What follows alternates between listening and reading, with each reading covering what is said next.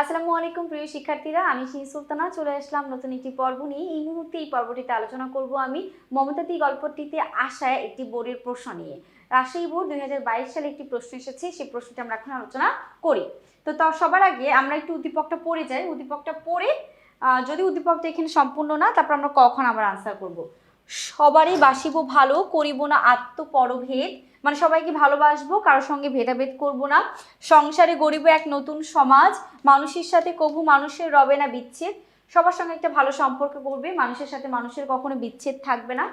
সর্বত্র মৈত্রীর মানে ভালোবাসা বা সমতার ভাব করিবে বিরাজ। মৈত্রী মানে হচ্ছে বন্ধুত্বর ভাব বিরাজ করবে। এরপর দেখো আমাদের আরো কিছু অংশ আছে। এখানে কি বলেছে, এখন আমরা উদ্দীপকটা বুঝলাম। উদ্দীপকটা এমন যে আমাদের কারোর মধ্যে কোনো ভেদাভেদ থাকবে না, প্রত্যেক মানুষের মধ্যে একটা ভালোবাসা বিরাজমান থাকবে, সেটার একটা দিক আলোকপাত করেছে। তো এখন যদি আমরা বিশ্লেষণ করি, তাহলে আমরা কিভাবে এটা লিখতে পারি। ক খ আগে আলোচনা করব, তারপর গ খতে যাব। ক খ, মমতাদির কাজের শৃঙ্খলা দেখে কারা খুব খুশি হলেন। মমতাদির কাজের শৃঙ্খলা দেখে কারা খুব খুশি হলেন, এটা মমতাদিকে ছায়াময়ী মানবী বলা হয়েছে কেন। দেখো, মমতাদির কাজের শৃঙ্খলা দেখে বাড়ির লোকেরা সবাই খুশি হয়েছেন, এটা আমরা উত্তর পেয়ে গেলাম। তারপর দেখো, মমতাদির নিঃশব্দ কর্মতৎপরতা, নীরবতা এবং নিজেকে আড়াল করে রাখা রহস্যময় স্বভাবের কারণে লেখক তাকে ছায়াময়ী মানবী বলেছেন। একটা রহস্যময় ভাবে তিনি থাকতেন। মমতাদি কাজ করতে এসে সবার কাছ থেকে নিজেকে আলাদা করে রাখতো। মমতা কি করতো?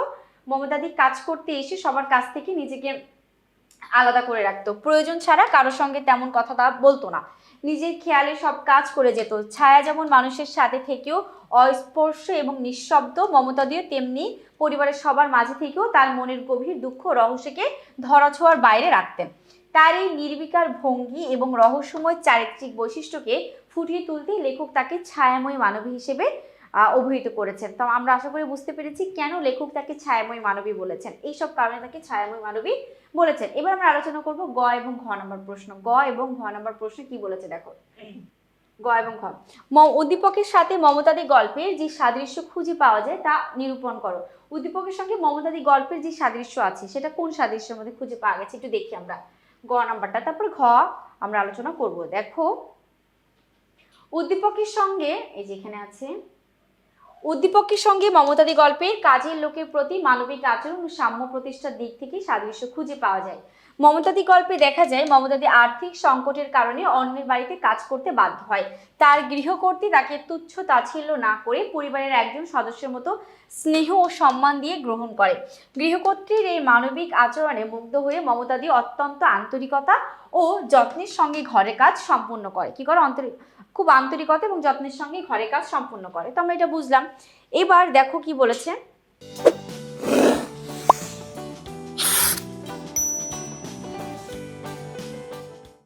উদ্দীপকের কবিতায় কবি নতুন সমাজ গড়ার স্বপ্ন দেখেছেন। সেখানে আপন পর কোনো ভেদাভেদ থাকবে না, সেখানে মানুষে মানুষে বিচ্ছেদ থাকবে না, বরং সবার মাঝে মৈত্রী মানে বন্ধুত্বের একটা বন্ধন বিরাজ করবে। উদ্দীপকের এর দিকটি মমতাদি গল্পে কাজের লোক হিসেবে নয়, বরং মানুষ হিসেবেই মমতাদির প্রতি গৃহকর্ত্রী ও তার পরিবারের মানবিক আচরণের দিকটির সঙ্গে সাদৃশ্যপূর্ণ। এরপর দেখো, স্কুল পড়ুয়া ছেলেটিও মমতাদিকে পেয়ে আনন্দিত হয়েছে। মমতাদিও তাকে ছোট ভাইয়ের মতোই স্নেহ করেছে। গৃহকর্ত্রী মমতাদি কখনো পরিবারের বাইরের লোক হিসেবে দেখতেন না। উদ্দীপকের সঙ্গে এভাবে মমতাদি গল্পের মানবিক আচরণের দিকটি সাদৃশ্যপূর্ণ হয়ে উঠেছে। আশা করি আমরা সকলে বুঝতে পেরেছো যে গ নম্বর প্রশ্নটা কোন দিক থেকে সাদৃশ্যপূর্ণ। এবার আমরা ঘ নম্বর প্রশ্নটা আলোচনা করব। দেখো ঘতে কি বলেছে। ঘ নম্বর প্রশ্নটা হচ্ছে এরকম, মমতাদি গল্পে উদ্দীপকের মর্মকথা ছাড়াও রয়েছে মমতাদির অপূর্ব গুণের সমাহার। উক্তিটির যথার্থতা মূল্যায়ন করো। মমতাদির অপূর্ব গুণের সমাহার রয়েছে, এটার সঙ্গে আমরা উদ্দীপকের যে মর্মর্থটা, সেই মর্মর্থটা আমরা এখন আলোচনা করব। দেখি ঘ নাম্বার কি আছে। মমতাদি গল্পে উদ্দীপকের মর্মকথা ছাড়াও রয়েছে মমতাদির অপূর্ব গুণের সমাহার। উক্তিটি যথার্থ। মানুষ যে কোনো ছোট বা সাধারণ পেশায় জীবিকা নির্বাহ করুক না কেন, তাকে তুচ্ছ করা বা অবহেলার চোখে দেখা উচিত নয়। সাম্যবাদী দৃষ্টিতে পৃথিবীর সকল মানুষই সমান মর্যাদার একেবারে অধিকারী। সাম্যবাদী দৃষ্টিতে পৃথিবীর সকল মানুষই সমান মর্যাদার অধিকারী, আমরা সবাই সমান। উদ্দীপকের কবিতা অংশে উদ্দীপকের কবিতা অংশে একটি বৈষম্যহীন ও মানবিক সমাজ গড়ার আহ্বান জানানো হয়েছে, যেখানে মানুষের মধ্যে কোনো ভেদাভেদ থাকবে না এবং সবাই মৈত্রীর বন্ধনে আবদ্ধ থাকবে, মানে বন্ধুত্বের বন্ধনে আবদ্ধ থাকবে।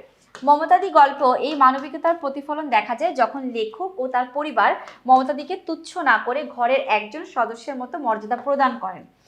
উদ্দীপকের এই অসাম্প্রদায়িক মানে হচ্ছে কোনো ভেদাভেদ থাকবে না এরকম, এই অসাম্প্রদায়িক ও মানবিক চেতনার চরিত্রটি কেবল এই মানবিকতার মধ্যেই সীমাবদ্ধ নয়, বরং তার চরিত্রের আরো অনেক মহৎ গুণের সমন্বয় ঘটেছে। এবার দেখো, মমতাদি গল্পে মমতাদি ছিলেন অত্যন্ত আত্মমর্যাদা সম্পন্ন একজন নারী। চরম অভাবের দিনেও তিনি অন্যের করুণা না চেয়ে পরিশ্রমের মাধ্যমে উপার্জনের পথ বেছে নিয়েছেন। কাজে যোগ দেওয়ার প্রথম দিন থেকে তার অসামান্য দায়িত্ববোধ ও কাজের শৃঙ্খলা, মিতভাষী এবং ধৈর্যশীল, নিজের ব্যক্তিগত জীবনের দুঃখ কষ্ট বা স্বামীর নিগ্রহের কথা কখনোই অন্যের কাছে প্রকাশ করে সহানুভূতি পেতে চাননি, বরং এক গভীর গাম্ভীর্য ও ব্যক্তিত্বের মাধ্যমে তিনি নিজের স্বাতন্ত্র্য বজায় রেখেছেন, তাই বলা যায়। এবার আমরা শেষ করবো যেটা বলে যে এই যে উদ্দীপক নিয়ে বা এত কিছু নিয়ে আমরা আলোচনা করলাম যে মমতাদি আসলে আত্মবিশ্বাসের সঙ্গে কাজ করে গিয়েছেন মানুষের মনকে নিয়ে, মানে সেই স্কুল পড়ুয়া বালকের বাড়িতে যে পরিমাণে মনে তিনি কাজ করে গেছেন সেটারই হচ্ছে একটি দিক নির্দেশনার ঘটনা এখানে আমরা বুঝতে পেরেছি।